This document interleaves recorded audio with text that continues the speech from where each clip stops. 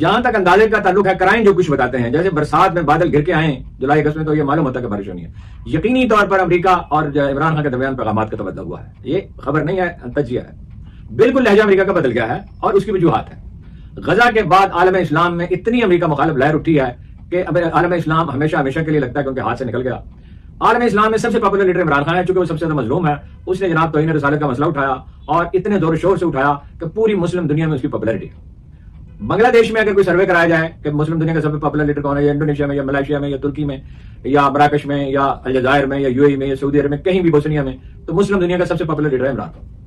اب امریکی جو ہے وہ پریشان ہے، غزہ کی صورتحال میں ساری مورل اتھارٹی اسرائیل کی جو تھی جعلی تھی، ویسے ریڈیکیٹ ہو گئی ہے، مسلم دنیا ہاتھ سے نکل رہی ہے، چین سر پہ چڑھا آتا ہے، روس اس کے ساتھ ہے، ایران اس کے ساتھ ہے، ایک نیا بلاک وجود میں آ سکتا ہے۔ لہٰذا میرا یہ خیال ہے، اور جو امریکہ اور ان کے درمیان بات ہوئی انڈائریکٹلی ظاہر ہوئی، میسج کیا ہوگا